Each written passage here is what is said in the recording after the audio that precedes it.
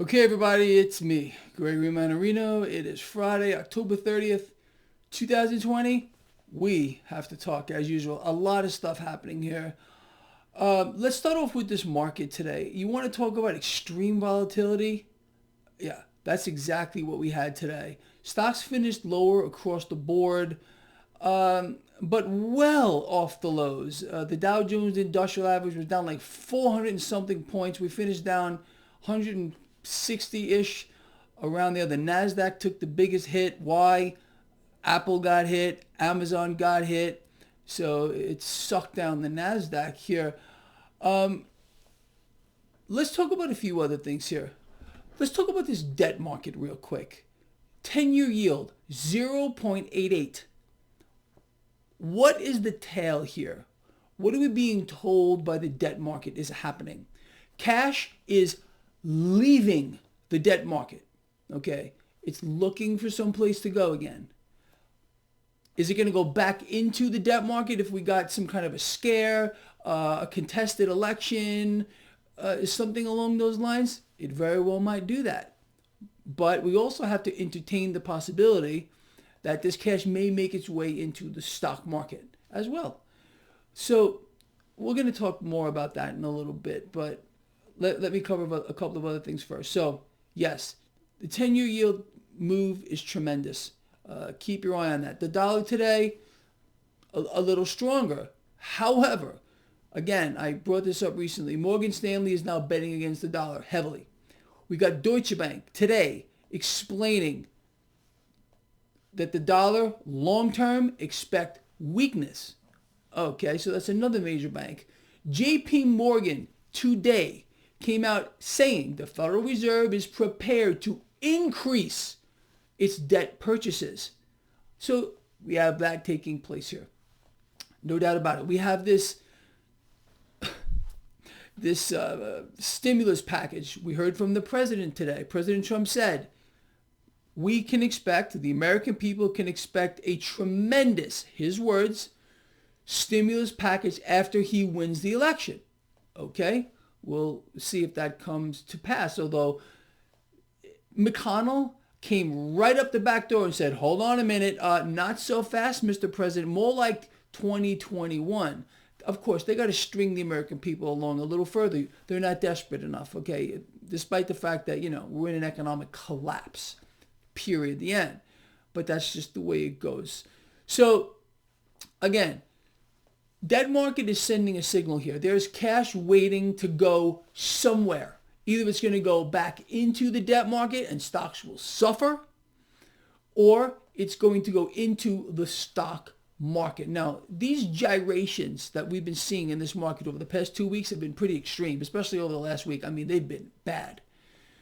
To be expected, I explained to all of you, even the title of my video this morning was Expect Volatility. Yes, we got a couple of days until this election here. What's driving the market right now? Why is the market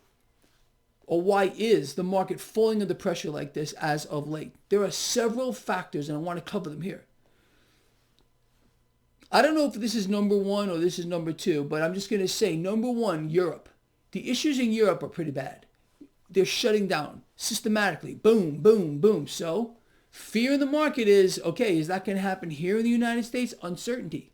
The market hates uncertainty. The number one thing that this market hates is uncertainty, unless you didn't hear that before. Okay. Number two, or maybe this is even number one, okay? Months and months and months ago, I explained to you that this market was pricing in a Joe Biden win. It wasn't saying he was going to win. It was pricing in a Joe Biden win. I said to you stocks would continue higher. It's exactly what they did do. But as of late, President Trump is moving higher, a dramatic turnaround. So the market is saying, hold on a minute, we might have gotten this wrong. Maybe President Trump is going to win. So that's why stocks are falling under pressure here. Now, you might ask yourself, well, why would the stock market fall under pressure if President Trump were to win? It's very simple. I'm going to lay this out as easy as I can here. Where do I start? Let's start off with trade. Okay, the United States cannot be and is not an island among itself. We exist in a global economy. What has happened over the past several years is the United States has become isolated from the world. Isolated, obviously, from the world's second largest economy in many, many ways, China. Okay, and this rhetoric is not getting any better. The United States also has trade issues with Canada, Mexico, other trading partners around the world. I mean, it's we're not getting anything done with regard to a fair trade deal now. Let's give the president some credit here, okay? I always call out the president when I think he's done something that I don't like. I did the same thing to President Obama. I will do the same thing to whoever's the president, whether it's Biden or Trump next week. We'll talk about that in a moment. But the president at least did try to do something, didn't succeed. That happens. You know, we got a failed trade deal, no trade deal. We got a Cold War. That's what we got. Now, the reason why this market is falling under pressure here, again, number one or number two, is what's happening in Europe. Market is worried that might bleed off here to the United States. Number one or number two, if President Trump were to win, the market is anticipating more trade strife around the world. The market was promised a trade deal every single time it was floated out. That, hey, you know, trade deal's coming right around the corner tomorrow. Boom! You watched what happened to the stock market. It would just rocket higher. Well, if we were to get a trade deal, that's exactly what would happen. With not just China, with our other trading partners around the world, the market will go para-freaking-bolic. Okay, that's the truth. Trade deals would be massively positive for our economy. It would be massively positive for our entire manufacturing sector, which would create tens of thousands of jobs across the entire industry. Here in the United States, our economy would literally start turning around. We are not in a V-shaped recovery. We are not in a super V-shaped recovery. We've never recovered. Let me cover that real quick. 2008, I have explained for a decade. That was the moment where the market died. We're on life support since that time. This market has been surviving on one thing: debt. Mass debt acquisition. Okay, that's another thing that the market was pricing in here with regard to a Biden versus a Trump win.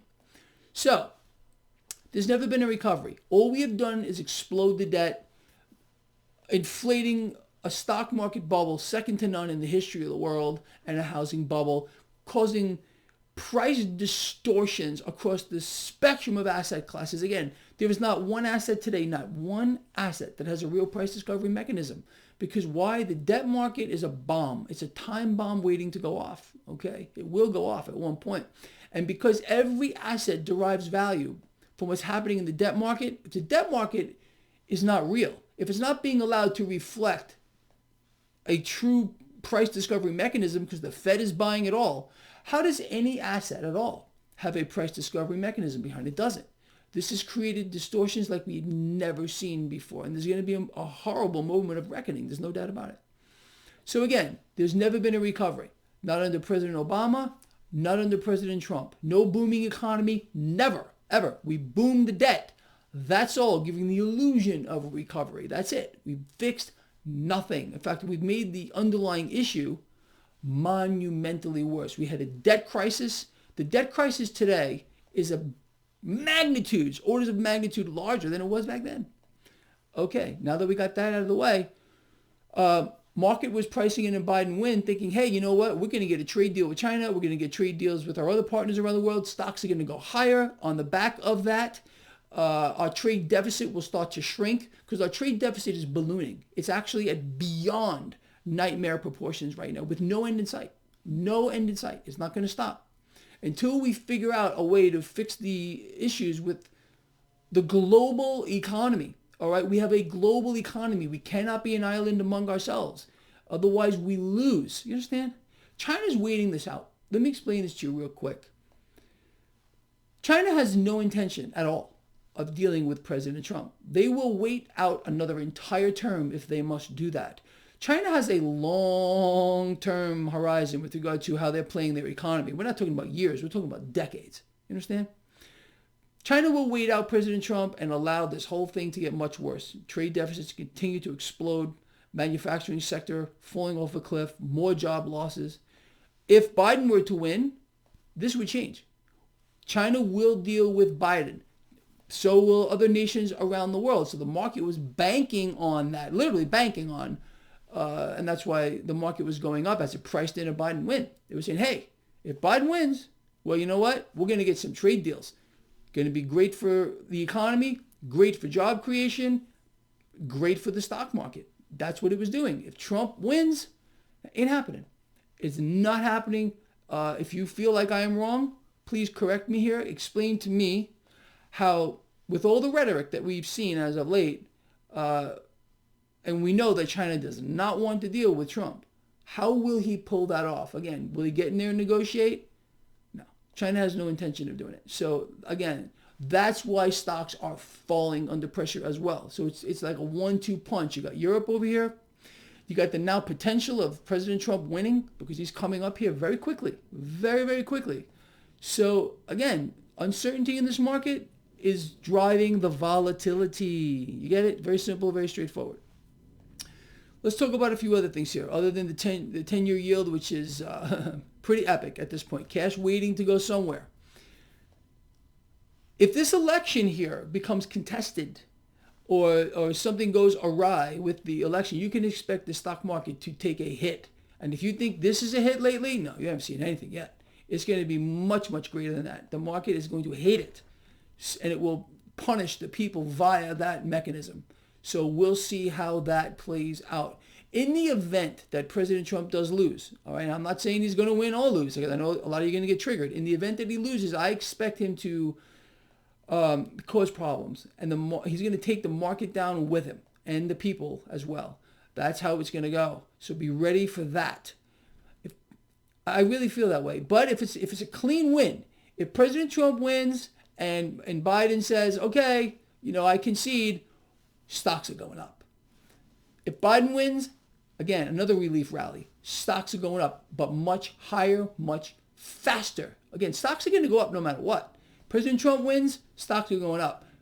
If Biden wins, stocks are going up higher, faster. Again, promises of trade deals under a Biden presidency is very, very good for the economy. Very good for job creation. Very good to shrink our debts and deficits. Okay, that's the truth. Well, hold that thought.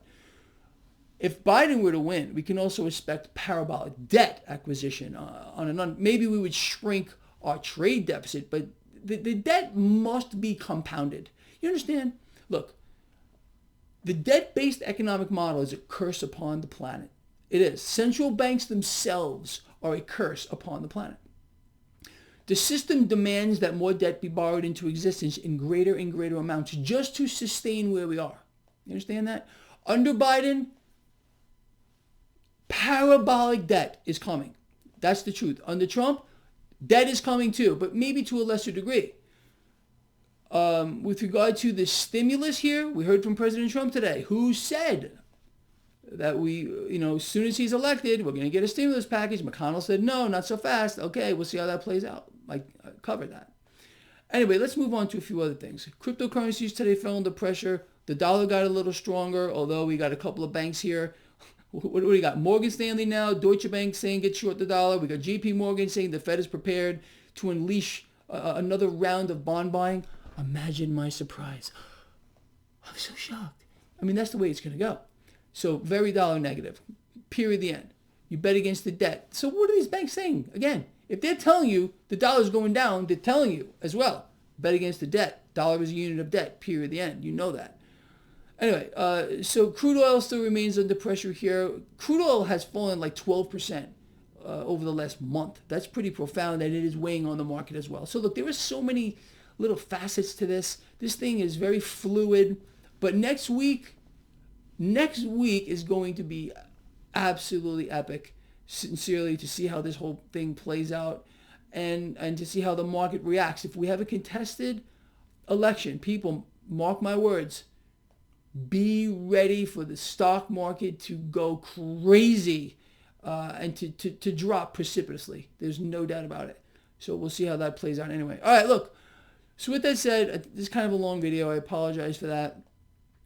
You will see me on Sunday when I do my markets to look ahead. We'll get a little more information together. We'll try to come up with something here. Okay, this has gone completely out of control. It's going to be interesting. All right, look, I'm going to leave you off with my favorite 3 things. Are you ready?